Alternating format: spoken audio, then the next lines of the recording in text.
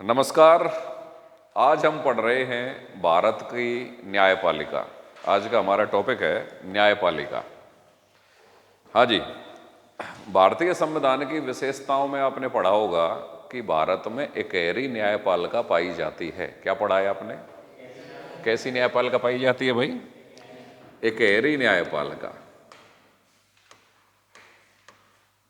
इकहरी न्यायपालिका।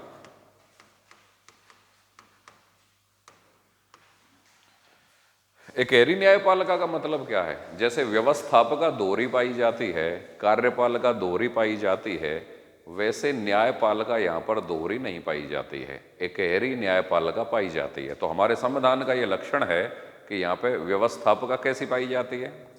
दोहरी। केंद्रीय व्यवस्थापिका अलग और प्रांतों में व्यवस्थापिकाएं अलग। कार्यपालिका भी दोहरी होती है। केंद्रीय व्यवस्थापिका में से ही केंद्रीय कार्यपालिका का निर्माण होता है, क्योंकि संसदात्मक शासन व्यवस्था केंद्र व प्रांत दोनों ही स्तरों पर पाई जाती है। तो केंद्रीय व्यवस्थापिका में से केंद्रीय कार्यपालिका का निर्माण होता है, प्रांतीय व्यवस्थापिका में से प्रांतीय कार्यपालिका का निर्माण होता है। तो व्यवस्थापिका भी दोहरी, केंद्र की और प्रांत की अलग अलग। कार्यपालिका भी दोहरी, केंद्र की और प्रांत की अलग अलग। लेकिन न्यायपालिका यहाँ पर दोहरी नहीं पाई जाती है। अमेरिका में दोहरी पाई जाती है, भारत में न्यायपालिका इकहरी पाई जाती है। कहने का मतलब ये है, इकहरी न्यायपालिका का मतलब ये है कि यद्यपि सर्वोच्च न्यायिक संस्था सुप्रीम कोर्ट या सर्वोच्च न्यायालय है और उसके नीचे सबऑर्डिनेट संस्था के रूप में उच्च न्यायालय पाए जाते हैं प्रांतों में, लेकिन वो प्रांतों की संस्थाएं नहीं हैं, वो सुप्रीम कोर्ट के ही सबऑर्डिनेट संस्थाएं हैं जिनकी भौतिक उपस्थिति प्रांतों के अंतर्गत है। इसका मतलब ये नहीं है कि वो संस्थाएं प्रांतों की हैं। सुप्रीम कोर्ट ने अगर कोई निर्णय दे दिया तो पूरे देश के सभी न्यायालयों के लिए वो न्यायिक नजीर या कानून का कार्य करेगा। जिस प्रकार प्रांत की व्यवस्थापिका केंद्र की व्यवस्थापिका से अलग होती है, पृथक होती है, जिस प्रकार प्रांत की कार्यपालिका केंद्र की कार्यपालिका से पृथक होती है, अलग होती है, उसी प्रकार भौतिक रूप से प्रांतों में उपस्थित उच्च न्यायालय सुप्रीम कोर्ट या सर्वोच्च न्यायालय से पृथक नहीं होते। वो उन्हीं की अधीनस्थ संस्थाएं हैं। उनके द्वारा दिए गए आदेश इनके लिए कानून का काम करते हैं। इसलिए ये माना गया है कि भारत में न्यायपालिका इकहरी है। समझ गए? केंद्रीय या प्रांतीय के स्तर पर उसका विभाजन नहीं किया जा सकता है। ठीक है, तो हमारा जो आज का टॉपिक है वो भारत में सुप्रीम कोर्ट। हम भारत की न्यायपालिका पढ़ रहे हैं, जिसमें आज हम पढ़ रहे हैं भारत में सुप्रीम कोर्ट या सर्वोच्च न्यायालय। आप अगर किसी भी परीक्षा की तैयारी कर रहे हैं तो ये क्लास आप देख सकते हैं, फायदा होगा आपको। ठीक है, सुप्रीम कोर्ट या सर्वोच्च न्यायालय। हाँ जी, अनुच्छेद 124(1) सुप्रीम कोर्ट का प्रावधान अनुच्छेद 124 से स्टार्ट होता है और बाद में न्यायपालिका से संबंधित जो बातें हैं वो अनुच्छेद 143 तक जाएंगी सुप्रीम कोर्ट के संबंध में। तो 124(1) क्या कहता है? भारत का एक सर्वोच्च न्यायालय होगा। भारत का क्या होगा? एक सर्वोच्च न्यायालय होगा। एक सर्वोच्च न्यायालय होगा जो एक मुख्य न्यायाधीश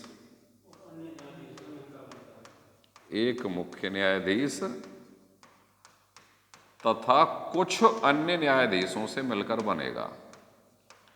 कुछ अन्य न्यायाधीशों से मिलकर बनेगा। इनकी संख्या का निर्धारण, इन न्यायाधीशों की संख्या का निर्धारण कौन करता है भाई? संसद विधि बनाकर करती है। 124(1) कहता है भारत में एक सर्वोच्च न्यायालय होगा। भारत में एक सर्वोच्च न्यायालय सुप्रीम कोर्ट होगा जो एक मुख्य न्यायाधीश प्लस कुछ अन्य न्यायाधीशों से मिलकर बनेगा। अब कितने न्यायाधीशों से मिलकर बनेगा या सुप्रीम कोर्ट में कितने न्यायाधीश होंगे, इसकी संख्या का निर्धारण कौन करता है? संसद विधि बनाकर करती है। जब सुप्रीम कोर्ट की 1950 में स्थापना हुई थी, उस समय पर एक मुख्य न्यायाधीश प्लस 7 अन्य न्यायाधीश थे। कितने थे इसमें न्यायाधीशों की संख्या? एक मुख्य न्यायाधीश प्लस 7 अन्य न्यायाधीश थे। वर्तमान में कितने हैं? एक मुख्य न्यायाधीश प्लस 33 अन्य न्यायाधीश। मतलब कुल मिला के कितने न्यायाधीश है वर्तमान में सुप्रीम कोर्ट में? 34 हो गए भाई। एक मुख्य न्यायाधीश प्लस 33 अन्य न्यायाधीश। तो वर्तमान में सुप्रीम कोर्ट के न्यायाधीशों की संख्या बढ़ाकर जो 1 + 33 की गई है, ये कब की गई है? अगस्त 2019। अगस्त 2019 से संसद ने कानून बनाकर न्यायाधीशों की जो संख्या है वो बढ़ाकर कितनी कर दी है? 1 + 33। अब तक सुप्रीम कोर्ट में न्यायाधीशों की सदस्य संख्या 6 बार कानून बनाकर बढ़ाई गई है। कितनी बार बढ़ाई गई है? 6 बार बढ़ाई गई है। लेटेस्ट जो संख्या है 1 + 33 कब बढ़ाई गई है? ये अगस्त 2019 में। चलो ठीक है, यहां पे एक सवाल और है। सुप्रीम कोर्ट में न्यायाधीशों की सदस्य संख्या का निर्धारण संसद कानून बनाकर करती है, आपने पढ़ा है अभी, ठीक है। तो क्या सुप्रीम कोर्ट में न्यायाधीशों की सदस्य संख्या का निर्धारण करने के लिए, मतलब न्यायाधीशों की सदस्य संख्या मान लो बढ़ानी है संसद को, तो क्या उसके लिए संविधान संशोधन करना आवश्यक है, या बिना संविधान संशोधन किए करके ही साधारण कानून निर्माण या विधि निर्माण की प्रक्रिया से ही न्यायाधीशों की सदस्य संख्या बढ़ाई जा सकती है? सरल भाषा में जान लें, एग्जामिनर इस प्रकार का सवाल पूछता है कि निम्नलिखित कथनों पर विचार करें। पहला कथन, सुप्रीम कोर्ट में न्यायाधीशों की सदस्य संख्या कितनी होगी इसका निर्धारण संसद विधि बनाकर करती है। पहला सेंटेंस, आजकल इसी प्रकार के सवाल आ रहे हैं। दूसरा सेंटेंस, सुप्रीम कोर्ट में न्यायाधीशों की सदस्य संख्या का विस्तार करने के लिए संसद संविधान संशोधन करती है, या संसद को संविधान संशोधन करना आवश्यक है। फिर वो सवाल शुरू करेगा, अब सही उत्तर का चयन करें। केवल पहला ठीक है, केवल दूसरा ठीक है, दोनों ठीक हैं, दोनों ठीक नहीं है, तो उत्तर क्या होगा? पहला ठीक है, दूसरा गलत है। मतलब सुप्रीम कोर्ट में न्यायाधीशों की सदस्य संख्या का निर्धारण करने के लिए संसद को, करती तो संसद ही है कानून बनाकर, लेकिन उसके लिए संविधान संशोधन करने की आवश्यकता नहीं है। ये बात तुम्हारे पकड़ में आ गई कि नहीं आ गई? ठीक है भाई। अच्छा जी, अब 124(2) पढ़िए। उच्चतम न्यायालय के न्यायाधीशों की नियुक्ति।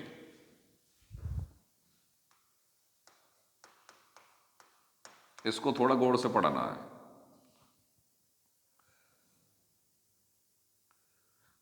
एक 124(2)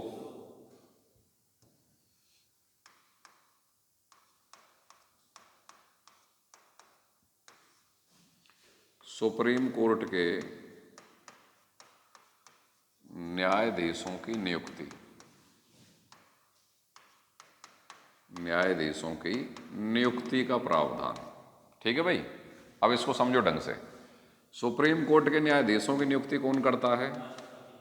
राष्ट्रपति करता है जी। और कितने वर्ष तक के लिए करता है? 65 वर्ष की आयु तक वो अपना पद धारण करते हैं। ठीक है, इसमें 5 वर्ष और 6 वर्ष का प्रावधान नहीं होता, अधिकतम आयु का प्रावधान है, जो कितनी वर्ष है? 65 वर्ष। अब यहां समझिए, अगर सुप्रीम कोर्ट के मुख्य न्यायाधीश की नियुक्ति जब राष्ट्रपति करेगा, सुप्रीम कोर्ट के सभी न्यायाधीशों की नियुक्ति राष्ट्रपति करता है, अगर मुख्य न्यायाधीश की नियुक्ति राष्ट्रपति करेगा तो राष्ट्रपति सुप्रीम कोर्ट के अन्य वरिष्ठ न्यायाधीश तथा अगर वह आवश्यक समझे तो कुछ राज्यों के उच्च न्यायालय के वरिष्ठ न्यायाधीशों से सलाह करके करता है। वापस सुन लीजिए, अनुच्छेद 124(2) में सुप्रीम कोर्ट के न्यायाधीशों की नियुक्ति का प्रावधान है। ये न्यायाधीशों की नियुक्ति कौन करता है? राष्ट्रपति। कितने वर्ष तक के लिए करता है? 65 वर्ष तक के लिए। सुप्रीम कोर्ट के मुख्य न्यायाधीश को आप चीफ जस्टिस कह सकते हैं, चीफ जस्टिस या सीजे, या मुख्य न्यायाधीश की नियुक्ति जब राष्ट्रपति करेगा तो सुप्रीम कोर्ट के वरिष्ठ न्यायाधीश किनसे सलाह लेकर करेगा? सुप्रीम कोर्ट के वरिष्ठ न्यायाधीश, ठीक है, और अन्य हाई कोर्ट जिनको राष्ट्रपति उचित समझे, जिनको राष्ट्रपति उचित समझे, ऐसे हाई कोर्ट के कुछ न्यायाधीशों से सलाह राष्ट्रपति ले सकता है। दोबारा गौर करें कि अगर सुप्रीम कोर्ट के मुख्य न्यायाधीश की नियुक्ति राष्ट्रपति करेगा, तो सुप्रीम कोर्ट के ही अन्य वरिष्ठ न्यायाधीशों से वो सलाह कर सकता है, और कुछ हाई कोर्ट के न्यायाधीशों से भी सलाह करना अगर वह जरूरी समझे तो उनसे भी सलाह कर सकता है सुप्रीम कोर्ट के मुख्य न्यायाधीश की नियुक्ति के समय। ठीक है। अच्छा, अब बात आई कि मुख्य न्यायाधीश के अलावा अगर सुप्रीम कोर्ट के अन्य न्यायाधीशों की नियुक्ति राष्ट्रपति करता है तो मुख्य न्यायाधीश से परामर्श अनिवार्य करेगा।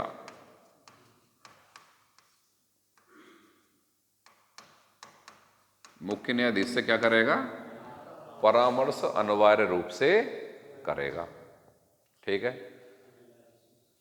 अब मुख्य न्यायाधीश से ये परामर्श अनिवार्य बाध्यकारी है या बाध्यकारी नहीं है, सिर्फ सलाह ही है, इसके संबंध में 4 अलग अलग निर्णय सुप्रीम कोर्ट के आए हैं। इनको जजेज केस कहा जाता है।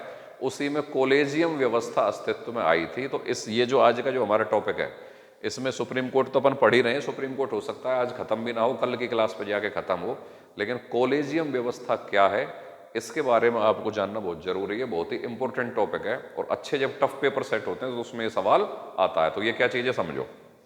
एक नाम सुना होगा आपने, कोलेजियम व्यवस्था।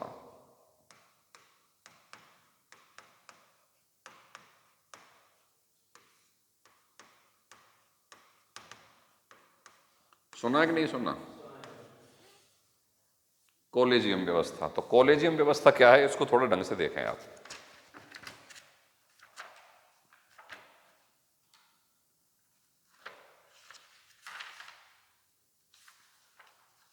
हाँ जी,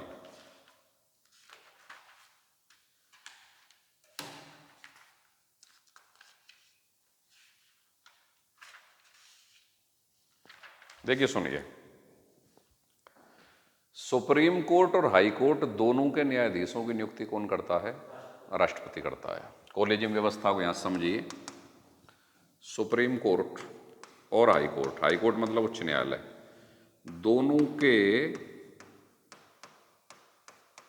न्यायाधीशों की नियुक्ति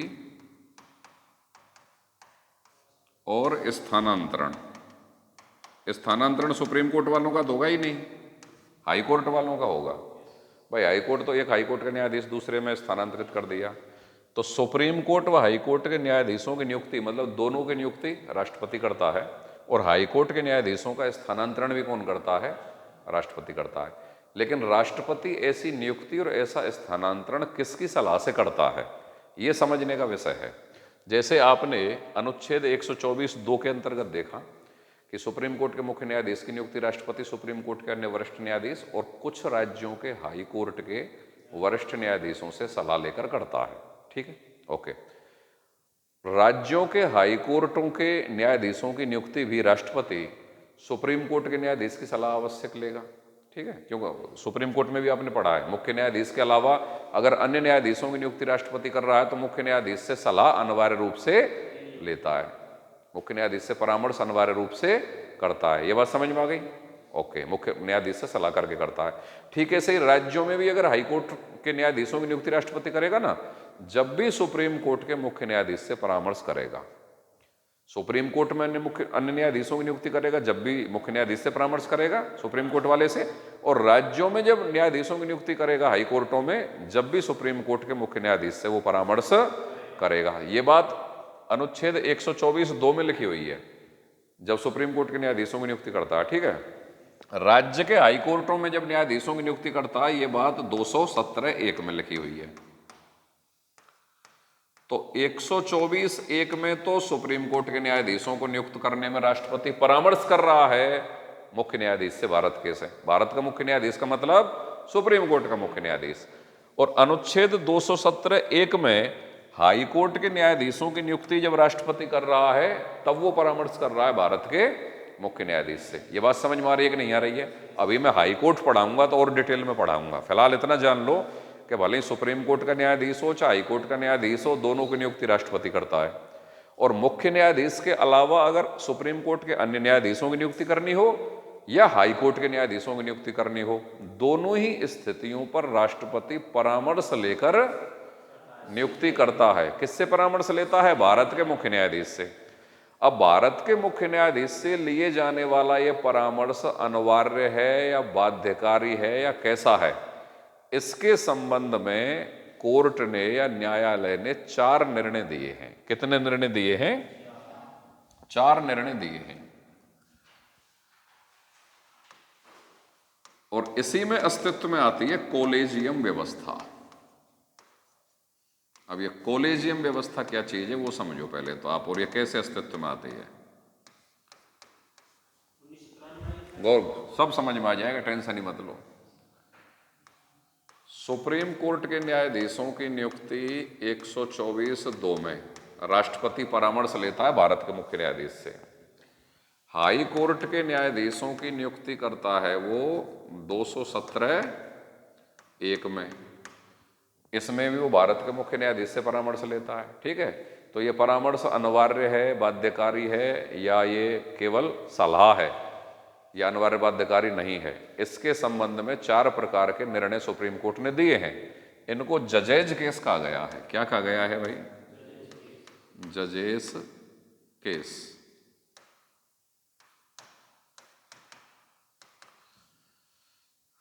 तो इनका क्रम इस प्रकार है। प्रथम जजेज केस, जजेज केस, और ये आया है 1982 में। इनके सन याद कर लेना। प्रथम जजेज केस 1982, और इसमें निर्णय दिया कि भाई साहब जो मुख्य न्यायाधीश राष्ट्रपति को जो अपना परामर्श देता है वह केवल परामर्श है या सलाह है। परामर्श या सलाह है, बाध्यकारी नहीं है। पहला पॉइंट।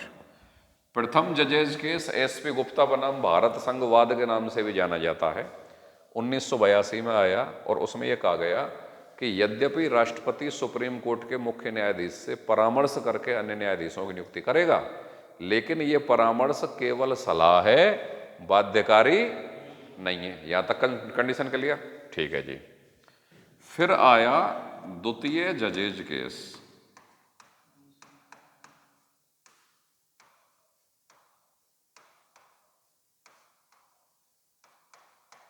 उन्नीस सौ 93, द्वितीय जजेज केस 1993। इसमें सुप्रीम कोर्ट ने अपने पुराने निर्णय को बदल दिया। पुराना निर्णय क्या था जो प्रथम जजेज केस में था? कि सुप्रीम कोर्ट और हाई कोर्ट के न्यायाधीशों की नियुक्ति जब राष्ट्रपति करेगा और इसके लिए वो सुप्रीम कोर्ट के मुख्य न्यायाधीश से या भारत के मुख्य न्यायाधीश से परामर्श करेगा तो वो बाध्यकारी नहीं है। समझ गए? लेकिन द्वितीय जजेज केस में इस डिसीजन को बदल दिया कि परामर्श कैसा होगा भाई? बाध्यकारी। कौन सा परामर्श? जो सुप्रीम कोर्ट का मुख्य न्यायाधीश राष्ट्रपति को देगा वह परामर्श राष्ट्रपति के लिए कैसा होगा? बाध्यकारी। तो कौन से जजेज केस में यह निर्णय आया कि सुप्रीम कोर्ट व हाई कोर्ट के न्यायाधीशों की नियुक्ति या हाई कोर्ट के न्यायाधीशों के स्थानांतरण की प्रक्रिया में भारत के मुख्य न्यायाधीश द्वारा राष्ट्रपति को दिया गया परामर्श बाध्यकारी है? मतलब राष्ट्रपति सुप्रीम कोर्ट के मुख्य न्यायाधीश के परामर्श के बिना ना तो सुप्रीम कोर्ट में अन्य न्यायाधीशों की नियुक्ति करेगा, ना हाई कोर्ट में अन्य न्यायाधीशों की नियुक्ति करेगा, ना हाई कोर्ट के न्यायाधीशों के स्थानांतरण करेगा। मतलब सुप्रीम कोर्ट के मुख्य न्यायाधीश का परामर्श राष्ट्रपति के लिए बाध्यकारी कौन से जजेज केस में बनकर आया? ठीक है भाई। लेकिन इसमें एक कंडीशन लगा दी, थोड़ा कंट्रोल सुप्रीम कोर्ट के मुख्य न्यायाधीश पर भी कर दिया। क्या कर दिया? हाँ, पहले तो यहां पे सुन लो। सुप्रीम कोर्ट के मुख्य न्यायाधीश द्वारा राष्ट्रपति को दिया गया परामर्श, किसको दिया गया परामर्श? राष्ट्रपति को दिया गया परामर्श कैसा है भाई? बाध्यकारी। अगर राष्ट्रपति उस परामर्श को मानने से इनकार करता है तो राष्ट्रपति को उसका स्पष्ट कारण बताना होगा। तो राष्ट्रपति की पावर पे लगाम लगाया कि नहीं लगाया सुप्रीम कोर्ट ने? राष्ट्रपति का मतलब होता है कार्यपालिका। न्यायपालिका ने कार्यपालिका की पावर पर थोड़ी लगाम लगाई। कि भाई अगर सुप्रीम कोर्ट का मुख्य न्यायाधीश आपको परामर्श दे रहा है न्यायाधीशों की नियुक्ति या स्थानांतरण के संबंध में, तो वह आपके लिए क्या है, बाध्यकारी है। ठीक है। अगर राष्ट्रपति उस परामर्श को मानने से इनकार करता है तो राष्ट्रपति को उसका क्या बताना पड़ेगा, स्पष्ट कारण बताना पड़ेगा। वैसे तो परामर्श को क्या कर दिया, बाध्यकारी। तो सवाल तो यहीं घूम गया तुम्हारा कि सुप्रीम कोर्ट के मुख्य न्यायाधीश के द्वारा दिया गया राष्ट्रपति को परामर्श बाध्यकारी होगा सुप्रीम कोर्ट और हाईकोर्ट के न्यायाधीशों की नियुक्ति के संबंध में। कौन से जजेज केस में यह निर्णय आया, इनके सन याद कर लेना। ठीक है भाई। लेकिन यहां पर सुप्रीम कोर्ट के मुख्य न्यायाधीश के संबंध में भी थोड़ी सी लगाम लगाई। क्या लगाम लगाई कि ये बात तो ठीक है कि सुप्रीम कोर्ट के मुख्य न्यायाधीश के द्वारा राष्ट्रपति को दिया गया परामर्श बाध्यकारी होगा, लेकिन सुप्रीम कोर्ट का मुख्य न्यायाधीश भी ऐसा परामर्श कम से कम 2 वरिष्ठ न्यायाधीशों से सलाह करके देगा। समझ गए भाई? कितने वरिष्ठ न्यायाधीशों से सलाह करके देगा, 2 वरिष्ठ न्यायाधीशों से सलाह करके देगा। मतलब अकेली पावर अकेले सुप्रीम कोर्ट के न्यायाधीश के लिए भी नहीं दी है, मुख्य न्यायाधीश के लिए भी। वो भी किन से परामर्श करके देगा कि ठीक बात है, राष्ट्रपति सुप्रीम कोर्ट के मुख्य न्यायाधीश के परामर्श के अनुसार ही सुप्रीम कोर्ट में न्यायाधीशों की नियुक्ति करेगा, या हाई कोर्ट में न्यायाधीशों की नियुक्ति करेगा, या हाई कोर्ट के न्यायाधीशों का स्थानांतरण करेगा। लेकिन सुप्रीम कोर्ट के मुख्य न्यायाधीश के द्वारा दिया गया ऐसा परामर्श जो कि बाध्यकारी है, मान लिया, वह 2 अन्य वरिष्ठ न्यायाधीशों से सलाह करके ही दिया जाएगा। तो इसकी शक्ति को भी सीमित किया और उधर राष्ट्रपति की शक्ति को भी सीमित किया कि भाई तुम्हारे लिए भी ये बाध्यकारी है। अगर तुम इसको मानने से इनकार करते हो तो तुमको क्या बताना पड़ेगा, स्पष्ट कारण बताना पड़ेगा। और यहीं पे एक सवाल और टिक गया तुम्हारे लिए कि कॉलेजियम व्यवस्था इस वाद में ही अस्तित्व में आ गई, एक मुख्य न्यायाधीश प्लस 2 अन्य वरिष्ठ न्यायाधीश। तो यहां पे एक सवाल और बन गया, इसी वाद में कॉलेजियम व्यवस्था अस्तित्व में आ गई। तो ये सवाल टिक गया भाई, और ये सवाल आरपीएससी ने पूछा है फर्स्ट ग्रेड के एग्जाम में। कॉलेजियम व्यवस्था अस्तित्व में किस वाद में आई थी, द्वितीय जजेज केस 1993। किस में आई थी भाई, 1993। ठीक है साहब। अब इसके बाद आया तृतीय जजेज केस।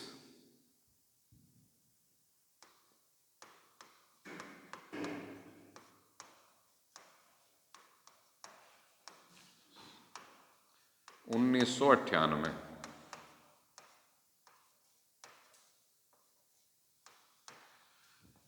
इसमें क्या हुआ है, एक चीज सुन लो। 1993 में कॉलेजियम व्यवस्था या कॉलेजियम प्रणाली अस्तित्व में आ गई थी, लेकिन कॉलेजियम शब्द स्पष्ट रूप से नहीं दिया गया था। उसमें सिर्फ ये कहा गया था कि राष्ट्रपति सुप्रीम कोर्ट के मुख्य न्यायाधीश के परामर्श के अनुसार सुप्रीम कोर्ट या हाईकोर्ट के न्यायाधीशों की नियुक्ति या स्थानांतरण करेगा। समझ गए? और वह सुप्रीम कोर्ट के न्यायाधीश के उस परामर्श को मानने के लिए बाध्य है, लेकिन वह परामर्श 2 वरिष्ठ न्यायाधीशों से सलाह लेकर दिया जाना चाहिए। तो यही कॉलेजियम व्यवस्था थी। तो कॉलेजियम व्यवस्था का अस्तित्व तो आया, लेकिन कॉलेजियम शब्द नहीं दिया गया था। 1993 के द्वितीय जजेज केस में कॉलेजियम शब्द नहीं दिया गया था। तो सवाल 2 हैं, कॉलेजियम व्यवस्था कौन से जजेज केस में अस्तित्व में आई, द्वितीय जजेज केस के अंतर्गत स्पष्ट रूप से कॉलेजियम शब्द का प्रयोग किया गया था, नहीं किया गया था। तो यह कब प्रयोग में आया है, तृतीय जजेज केस 1998। इसमें आपको 2 शब्द पकड़ने हैं। कॉलेजियम प्रणाली का विस्तार हुआ,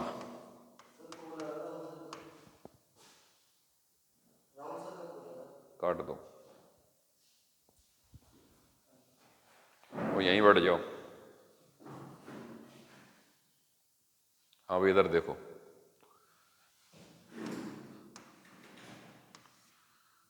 कॉलेजियम प्रणाली या कॉलेजियम व्यवस्था का विस्तार हुआ, विस्तार हुआ। ठीक है। तो क्या विस्तार हुआ, एक मुख्य न्यायाधीश प्लस 4 अन्य न्यायाधीश, ये भाई इसमें अस्तित्व में आ गए। और कॉलेजियम शब्द स्पष्ट रूप से दिया गया।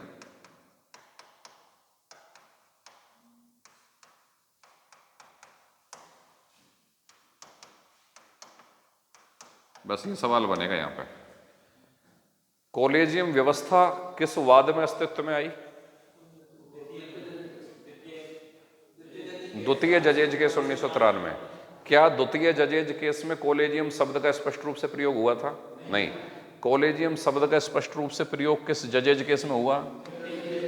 कॉलेजियम प्रणाली का विस्तार किस जजेज केस में हुआ? कॉलेजियम क्या है? सुप्रीम कोर्ट के एक मुख्य न्यायाधीश प्लस 4 अन्य वरिष्ठ न्यायाधीश। समझ गए? कैसे न्यायाधीश? ये सवाल पेपर में कई बार पूछा गया है कि कॉलेजियम प्रणाली में क्या शामिल है। कॉलेजियम प्रणाली में क्या शामिल है? सुप्रीम कोर्ट में एक मुख्य न्यायाधीश प्लस 4 अन्य वरिष्ठ न्यायाधीशों से मिलकर बना होता है कॉलेजियम। तो विस्तार हो गया कि नहीं हो गया? ठीक है। और कॉलेजियम शब्द स्पष्ट रूप से अस्तित्व में आ गया कि नहीं आ गया? अब एक पॉइंट और पकड़ो यहीं पे। कॉलेजियम में ये जो 4 अन्य वरिष्ठ न्यायाधीश हैं और एक मुख्य न्यायाधीश है, 5 हो गए टोटल।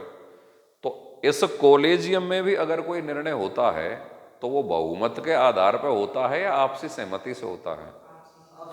यहां समझने का मुद्दा है। कॉलेजियम में निर्णय बहुमत से नहीं होता, बहुमत से नहीं। निर्णय बहुमत से नहीं है भाई। तो निर्णय कैसे होता है? आपसी सहमति से।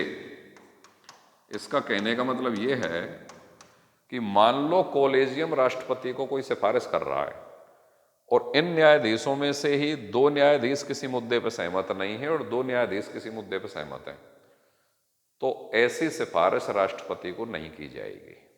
समझ गए? अगर ये मुख्य न्यायाधीश ऐसी सिफारिश राष्ट्रपति को करता है जिससे कुछ न्यायाधीश कॉलेजियम व्यवस्था में सहमत नहीं है, तो राष्ट्रपति का मतलब कार्यपालिका और इन कॉलेजियम का मतलब न्यायपालिका। तो कार्यपालिका न्यायपालिका की सिफारिशों को मानने से इनकार कर सकती है। समझ गए? वो कॉलेजियम प्रणाली की सिफारिशों को मानने के लिए वहीं तक बाध्य है जहां तक वो सहमति के आधार पर निर्णय होने के बाद सिफारिश आती है। समझ गए? तो क्या कॉलेजियम में क्या शामिल है? एक मुख्य न्यायाधीश प्लस 4 अन्य वरिष्ठ न्यायाधीश। कॉलेजियम के द्वारा दी गई सिफारिश बहुमत के आधार पर तय होती हैं या आम सहमति से होती हैं? बड़े डेप्थ में सवाल है। अगर एग्जामिनर ये सवाल डाल दे कि निम्नलिखित कथनों में से सही या गलत कथन का चयन करें। पहला, कॉलेजियम व्यवस्था, कॉलेजियम शब्द 1993 में द्वितीय जजेज केस में अस्तित्व में आया। सही है गलत है? सही है नहीं, गलत है। शब्द तृतीय जजेज केस में आया है। कॉलेजियम व्यवस्था द्वितीय जजेज केस में आई है। मेरी एक एक लाइन को ढंग से समझ के याद करना, ठीक है? कॉलेजियम प्रणाली अपने पूर्ण अस्तित्व में कब आई? तृतीय जजेज केस 1998 के अंतर्गत आ गई, ठीक है? कॉलेजियम प्रणाली में एक मुख्य न्यायाधीश प्लस 4 अन्य वरिष्ठ न्यायाधीश होते हैं। कॉलेजियम के अंतर्गत निर्णय बहुमत के आधार पर लिए जाते हैं। गलत। बहुमत के आधार पर नहीं, आम सहमति के आधार पर। अगर कॉलेजियम में कुछ न्यायाधीश किसी निर्णय के विरुद्ध हैं तो क्या राष्ट्रपति या कार्यपालिका कॉलेजियम के द्वारा दी गई उस सिफारिश को मानने के लिए बाध्य है? नहीं है। और अगर सारे आम सहमति से दे रहे हैं तो फिर एक बार वो कार्यपालिका पुनर्विचार के लिए भेज सकती है कॉलेजियम के पास उसके निर्णय को। लेकिन अगर कॉलेजियम ने फिर दोबारा आम सहमति बना के उस निर्णय को वापस भेज दिया तो वो सरकार के विधि मंत्रालय के पास भेजता है, फिर विधि मंत्रालय उसको राष्ट्रपति के पास भेजता है, राष्ट्रपति ऑफिस, तो फिर उसको मानने के लिए बाध्य है। समझ गए? लेकिन इस बीच क्या हुआ? अब तृतीय जजेज केस कब आएगा? वो 2015 में आएगा। लेकिन इसके बाद एक घटना घटती है कि जैसे यहां पे गौर करो आप, सुप्रीम कोर्ट और हाई कोर्ट में कौन न्यायाधीश नियुक्त होगा? वो करेगा तो राष्ट्रपति, लेकिन किसकी रिपोर्ट के आधार पर, किसकी परामर्श के आधार पर? कॉलेजियम के पे, कॉलेजियम के पे। ये कॉलेजियम नामक शब्दावली व्यवहार में बनी है, संविधान में किसी अनुच्छेद में इसका उल्लेख नहीं है।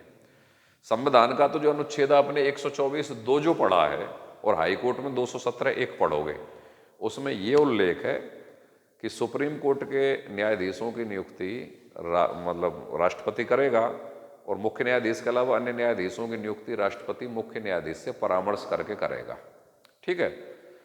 अब मुख्य न्यायाधीश के परामर्श करके करेगा या वरिष्ठ न्यायाधीशों का भी परामर्श लेगा या मुख्य न्यायाधीश कितने वरिष्ठ न्यायाधीशों से परामर्श करके करता है, इस चीज का विस्तार से कोई वर्णन नहीं है। तो न्यायपालिका ने अपनी सुविधा के लिए ये कॉलेजियम नामक व्यवस्था अपने आप अस्तित्व में ला दी। इसका उल्लेख संविधान के अनुच्छेद 124(2) में नहीं है।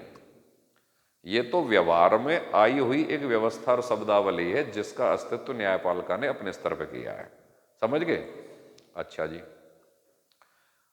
अब इसमें प्रॉब्लम क्या है? न्यायाधीशों की नियुक्ति की जानी है सुप्रीम कोर्ट और हाई कोर्ट में, और ये बात तय भी कौन करेंगे? न्यायाधीश ही करेंगे। न्यायाधीश ही ये तय करेंगे कि कौन न्यायाधीश सुप्रीम कोर्ट और हाई कोर्ट में जाएंगे।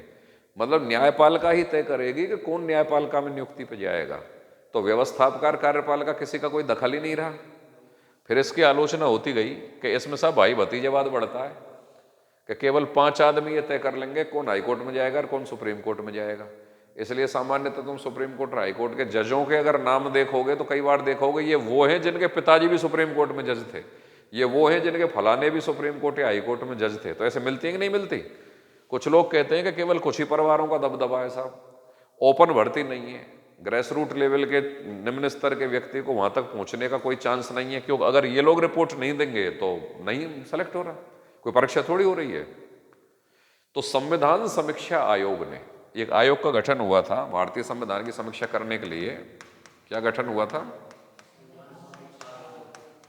संविधान समीक्षा आयोग ने न्यायपालिका में पारदर्शिता लाने के लिए, न्यायपालिका में न्यायाधीशों की नियुक्ति और स्थानांतरण के संबंध में पारदर्शिता लाने के लिए, निष्पक्षता लाने के लिए ये सिफारिश दी कि एक आयोग का गठन किया जाना चाहिए, एक न्यायिक आयोग का गठन किया जाना चाहिए जो अपनी रिपोर्ट दे, उस रिपोर्ट के आधार पर राष्ट्रपति न्यायाधीशों की नियुक्ति या स्थानांतरण करे। तो ये किसकी रिपोर्ट में था?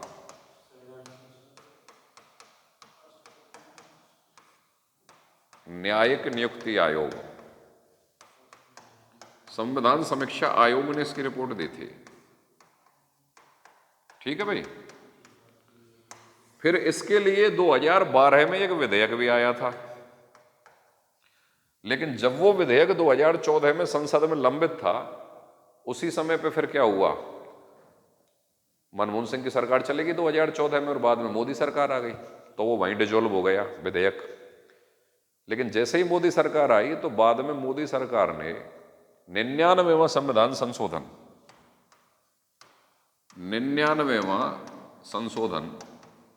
2014 किया, और 99वें संशोधन 2014 के द्वारा कॉलेजियम व्यवस्था को तो समाप्त कर दिया और उसकी जगह राष्ट्रीय न्यायिक नियुक्ति आयोग का गठन कर दिया। तो यह एक संवैधानिक आयोग था, राष्ट्रीय न्यायिक नियुक्ति आयोग, संविधान संशोधन करके गठन किया गया था। और राष्ट्रीय न्यायिक नियुक्ति आयोग का जो गठन था, अनुच्छेद 124A, अनुच्छेद 124A में राष्ट्रीय न्यायिक नियुक्ति आयोग के गठन का या नियुक्ति का प्रावधान था, और 124B में न्यायाधीशों के स्थानांतरण से संबंधित प्रावधान था। तो कुल मिला के ये अनुच्छेद बता रहा हूं मैं, समझ गए? तो अगर किसी अनुच्छेद में स्थान आ जाता है, हालांकि अब ये समाप्त हो गया है, इसकी डिटेल भले ही आप मत पढ़ना, लेकिन समझने के लिए, नॉलेज के लिए समझ लो कि अगर किसी अनुच्छेद में किसी का स्थान आ जाता है तो वो संवैधानिक हो जाता है कि नहीं हो जाता है। तो राष्ट्रीय न्यायिक नियुक्ति आयोग को एक संवैधानिक आयोग के रूप में स्थापित किया गया था। कौन से संविधान संशोधन के द्वारा? 99वें संविधान संशोधन के द्वारा 2014 में। अब इसमें क्या प्रावधान था? राष्ट्रीय न्यायिक नियुक्ति आयोग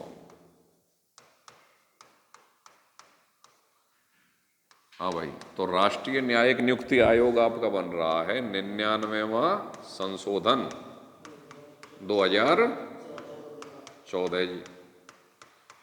और इस राष्ट्रीय न्यायिक नियुक्ति आयोग या 99वें संशोधन 2014 के द्वारा जो कॉलेजियम व्यवस्था अस्तित्व में चली आ रही थी, कब से चली आ रही थी, उसको समाप्त कर दिया गया। 1993 में व्यवस्था अस्तित्व में आई, 1998 में तृतीय जजेज केस में स्पष्ट रूप से कॉलेजियम शब्द पड़ा इसके लिए और इसका विस्तार हुआ। और वो क्या था, वो राष्ट्रपति को परामर्श देते थे कि सुप्रीम कोर्ट और हाईकोर्ट में किन न्यायाधीशों की नियुक्ति होनी है और किन के स्थानांतरण होने हैं। तो इस कॉलेजियम व्यवस्था का तो अंत कर दिया और अब नई व्यवस्था अस्तित्व में आ गई, राष्ट्रीय न्यायिक नियुक्ति आयोग 99वें संशोधन 2014 के द्वारा। ये 6 सदस्यीय था। इसमें एक तो मुख्य न्यायाधीश,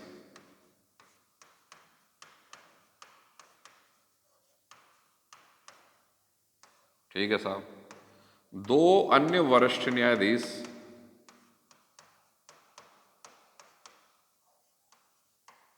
ठीक है जी, 2 विधि विशेषज्ञ, इनसे पहले एक आदमी और लगा लो, सरकार का विधि मंत्री, विधि या कानून मंत्री, केंद्र सरकार का विधि या कानून मंत्री, और 2 कौन हो गए भाई, विधि विशेषज्ञ। टोटल कितने आदमी हो गए, 5 नहीं 6।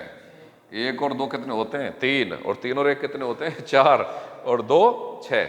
6 सदस्यीय राष्ट्रीय न्यायिक नियुक्ति आयोग था। तो उसमें कौन कौन था, एक भारत का मुख्य न्यायाधीश, चीफ जस्टिस ऑफ इंडिया, ठीक है, 2 वरिष्ठ न्यायाधीश, सुप्रीम कोर्ट के ही वरिष्ठ न्यायाधीश, एक विधि या कानून मंत्री जो भारत सरकार का है, मतलब कार्यपालिका के आदमी ने एंट्री मार ली कि नहीं मार ली, नेता ने एंट्री मार ली कि नहीं मार ली, मार ली, और 2 विधि विशेषज्ञ। और ये जो 2 विधि विशेषज्ञ बैठेंगे ना, उसमें इनके चयन के लिए भी एक समिति है। ये भी वैसे ही नहीं बैठेंगे कि मनचाहा जो बैठ जाएंगे। इन 2 विधि विशेषज्ञों का चयन करने के लिए भी एक समिति होगी। और उस समिति में कौन कौन होंगे कि एक तो वही CJI, chief justice of India, मुख्य न्यायाधीश होगा, ठीक है, प्रधानमंत्री होगा, और एक विपक्ष का नेता होगा। ये 3 लोग मिलकर इन 2 विधि विशेषज्ञों का चुनाव करेंगे या इन 2 विधि विशेषज्ञों को नियुक्त करेंगे। समझ गए, ये 2 विधि विशेषज्ञ भी ऐसे ही एरे गेरे नहीं होंगे, इनका चयन भी ये 3 लोग मिलकर करेंगे। एक समिति करेगी जिस समिति में ये 3 लोग होंगे।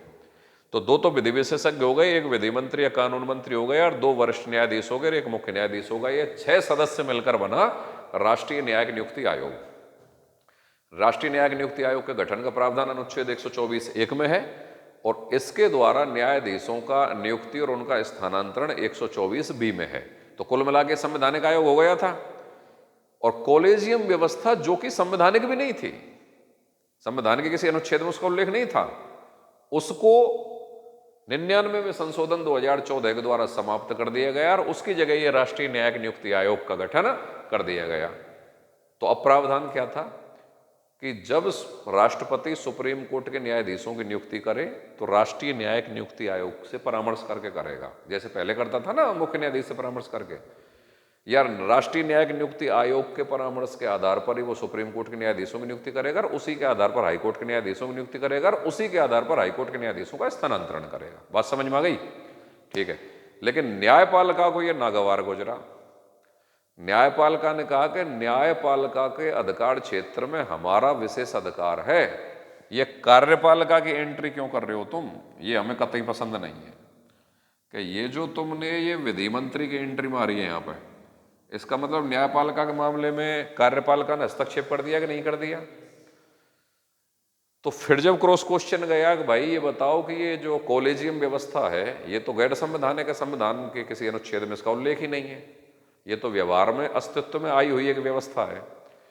तो उन्होंने कहा कि ये संविधान के मूल ढांचे का हिस्सा है। न्यायपालिका का कहना है कि जो कॉलेजियम व्यवस्था है ये क्या है, मूल ढांचे का हिस्सा है, और ये हमारे न्यायपालिका का अनन्य क्षेत्राधिकार है कि हम हमारी नियुक्ति स्थानांतरण की प्रक्रिया में हम हमारे स्तर पर स्वायत्त रहें, वरना फिर न्यायिक स्वतंत्रता तो रह ही नहीं पाएगी, फिर तो कार्यपालिका का हस्तक्षेप हो जाएगा। भाई न्यायाधीशों की नियुक्ति करने वाली सिस्टम में अगर विधेयक कानून मंत्री सरकार का एक मंत्री एंट्री मारा गया तो न्यायपालिका स्वायत्त या स्वतंत्र रहेगी या उसमें कार्यपालिका का हस्तक्षेप हो जाएगा? हस्तक्षेप हो जाएगा। ये बात न्यायपालिका कह रही है। तो न्याय फिर आया चतुर्थ जजेज केस 2015, चतुर्थ जजेज केस 2015। तो पहला जजेज केस कब आया? 1982। दूसरा कब आया? 1993। तीसरा कब आया? 1998। और सभी जजेज केसों में क्या क्या हुआ ये तुमने पढ़ लिया है। जितने भी सवाल बन सकते हैं वो मैंने तुम्हें बता दिए हैं।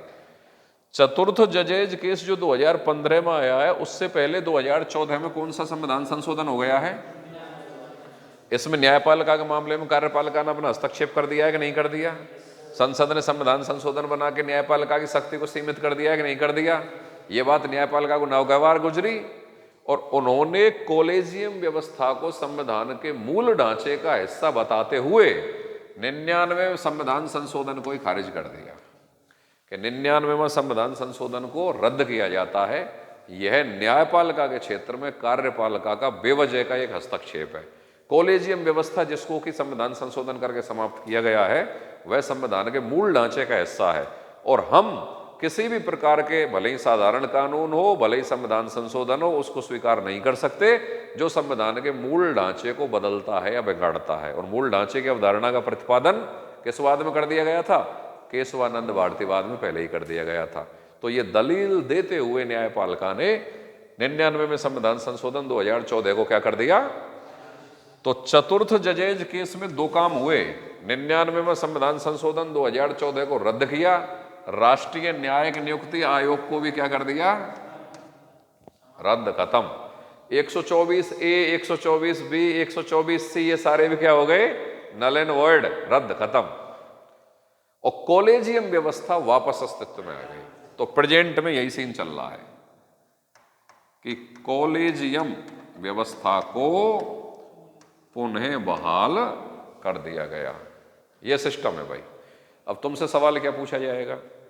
सिंपल सवाल कि अनुच्छेद 124(1) में क्या है जो मैंने लिखाया, 124(2) में क्या है कि भाई सुप्रीम कोर्ट के न्यायाधीशों की नियुक्ति का प्रावधान मुख्य न्यायाधीश की कैसे होती है, अन्य न्यायाधीशों की राष्ट्रपति कैसे करता है। फिर तुम लिखोगे मुख्य न्यायाधीश से परामर्श लेना अनिवार्य है। अब मुख्य न्यायाधीश से परामर्श अनिवार्य है या केवल सलाह या परामर्श है, बाध्यकारी है, तो इसके संबंध में अलग अलग जजेज केस आए। ये 4 जजेज केस आप ढंग से पढ़ लेना। ये जो भी आज की क्लास हुई है, कोई सी भी परीक्षा ऑल इंडिया की, चाहे वो IAS है, किसी भी स्टेट का PCS है, net JRF, assistant professor, school lecturer से नीचे, मतलब सेकंड ग्रेड जो शिक्षक जो राजस्थान में होता है, एग्जामिनर अगर इस मटेरियल में से वहाँ पे सवाल डालता है तो ये समझ लो बच्चों के साथ थोड़ी ज्यादती ही करेगा। उन्हें कम से कम सेकंड ग्रेड से ऊपर, सब इंस्पेक्टर तो स्टार्टिंग लेगा अगर यहाँ पे बात जाती है। तुम्हारे लिए तो छोटे सवाल आएंगे। कॉलेजियम में क्या होता है, ये भी सवाल बहुत बड़ा सवाल बनेगा। कॉलेजियम व्यवस्था अस्तित्व में कब आई, कॉलेजियम शब्द कब अस्तित्व में आया, कॉलेजियम प्रणाली का विस्तार कब हुआ, 99 में संविधान संशोधन, राष्ट्रीय न्यायिक नियुक्ति आयोग। नॉर्मल सवाल, कौन से जजेज केस के द्वारा राष्ट्रीय न्यायिक नियुक्ति आयोग समाप्त कर दिया गया, प्रेजेंट में क्या व्यवस्था चल रही है, समझ गए। तो ये आज का टॉपिक कंप्लीट हुआ, समझ में आ गया होगा। और बाकी ये वीडियो है इसको बार बार सुने, ठीक है भाई। अब एक इन्फॉर्मेशन देनी है कि आजकल में हमारा एक नया ऐप बन जाएगा। पहले हमारा ऐप चलता था पंत इंस्टीट्यूट अलवर नाम से, है ना। अब चूंकि मैं पॉलिटिकल साइंस ही पढ़ाता हूँ, संविधान पढ़ाता हूँ, तो पंत इंस्टीट्यूट में तो बहुत सारी चीज़ें चलती हैं, सारे कोर्स चलते हैं। तो अब मैं जो ऐप बना रहा हूँ वो विशुद्ध पॉलिटिकल साइंस और संविधान के लिए बना रहा हूँ। तो एक नया ऐप बनवा रहे हैं, उसका नाम होगा पॉलिटी विद डी पारासर। तो जो यूट्यूब चैनल का नाम है पॉलिटी विद डी पारासर, वही मेरे नए ऐप का नाम होगा पॉलिटी विद डी पारासर। तो वो 2-3 दिन में बन के आ जाएगा। आप उसको सब्सक्राइब करें, ज़्यादा से ज़्यादा चीज़ें मिलेंगी। Okay, thank you.